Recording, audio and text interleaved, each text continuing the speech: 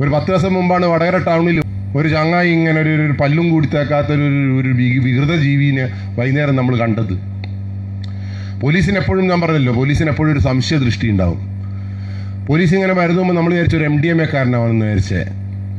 അവൻ്റെ പുറകെ ഇങ്ങനെ നോക്കി ഓനെ പിടിച്ചപ്പോൾ അവനോട് ചോദിച്ചു, നീ എവിടുത്തുകാരനാന്ന് വെച്ചപ്പോൾ പറഞ്ഞു, മലപ്പുറത്താണ് ഞാൻ ബാംഗ്ലൂരിൽ പഠിക്കുന്നു, ജോലി ചെയ്യുന്നു.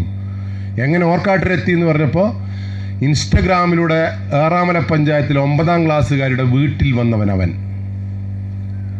ഇന്നലെ രാത്രി 10 മണിക്ക് ആ 9ാം ക്ലാസ്സുകാരുടെ വീട്ടിൽ കയറി കൂടിയ ചങ്ങാതി ഇന്ന് രാവിലെ 4 മണിക്ക് ആ വീട്ടിൽ നിന്ന് ഇറങ്ങി വന്നിട്ട് ആ 9ാം ക്ലാസ്സുകാരുടെ അച്ഛനും അമ്മയും അറിഞ്ഞില്ല പോലും.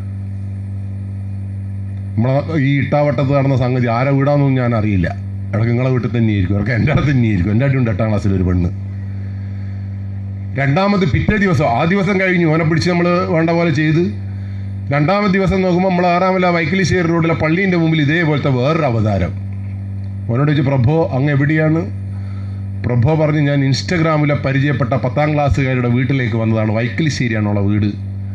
എന്താ അവിടെ നിൽക്കുന്നതെന്ന് ചോദിച്ചപ്പോൾ ഓൻ പറഞ്ഞു, ആ വീട്ടിലുള്ള ഉമ്മ എവിടെയോ പോകുന്നു പറഞ്ഞിരുന്നു, ഇതുവരെ പോയിക്കില്ല. ഉച്ചക്കേ ഞാൻ നിൽക്കുന്നു, അതുകൊണ്ട് ഞാൻ ഉമ്മ പോകാൻ വേണ്ടി കാത്തു നിന്നു, ഉമ്മയാണെങ്കിൽ പോകുന്നുമില്ല. അപ്പോൾ പോലീസ് ആ ഫോൺ വാങ്ങിയിട്ട് അവനെ വിളിക്കുന്നത് പോലെ ആ പെണ്ണിനെ വിളിച്ചപ്പോൾ ആ പെണ്ണോട് പറഞ്ഞു, ആ പെണ്ണ് പറയാ, ജന്തു ഉമ്മ പോകുന്നുമില്ല, കുരിപ്പ് ഇങ്ങനെ നിൽക്കുകയാണ്. അപ്പോൾ ഉറപ്പിച്ചിട്ടല്ലേ ഞാൻ എന്നോട് പറഞ്ഞത്. അപ്പോൾ പോലീസ് അവൻ്റെ ശബ്ദത്തിൽ പറഞ്ഞു, ഞാനെന്നാൽ ഇങ്ങ് പോട്ടെ, നമുക്ക് പിന്നെ കാണാമെന്ന് പറഞ്ഞപ്പോൾ ആ പെണ്ണ് പറയും, ഇനി പോയിക്കണ്ടേ പിന്നെ എന്നെ കൊല്ലും ഞാൻ, എൻ്റെ ശവം ഇവിടെ കാണാം, എൻ്റെ അല്ല. അപ്പോൾ ഈ ചെക്കനെ വീട്ടിലെത്തിക്കേണ്ടത് ബാധ്യത ആർക്കാന്ന് അവൾ പറയുന്നത്? നിങ്ങൾ വിചാരിക്കുന്ന ആൺകുട്ടിയേക്കാൾ കൂടുതൽ ഭീകരി ഈ ലോകത്ത് പെൺകുട്ടിയാണ്. അവസാനം ആ പെൺകുട്ടിയോട് പറഞ്ഞു, എന്നാലും നമുക്ക് വീട്ടിലേക്ക് വരാൻ പറ്റൂലല്ലോ, ഇനി പെട്ടെന്ന് ഇങ്ങോട്ടേക്ക് വാ, നമുക്ക് ഇവിടുന്ന് കാണാമെന്ന് പറഞ്ഞപ്പോൾ 5ാമത്തെ മിനിറ്റിൽ ഓട്ടോറിക്ഷയിൽ 10ാം ക്ലാസ്സിലെ കുട്ടി വൈക്കിശ്ശേരി ഓർക്കാട്ടൊരു പള്ളീൻ്റെ മുമ്പിലെത്തി. പ്രണയമാണ് ലോകത്തിലെ ഏറ്റവും വലിയ ലഹരി ഇപ്പോൾ. അപ്പോൾ കള്ളിനെക്കുറിച്ചും കഞ്ചാവിനെക്കുറിച്ചും മൊബൈൽ ഫോണിനെ കുറിച്ചിട്ടൊന്നുമല്ല ഇവിടെ ക്ലാസ് എടുക്കേണ്ടത്.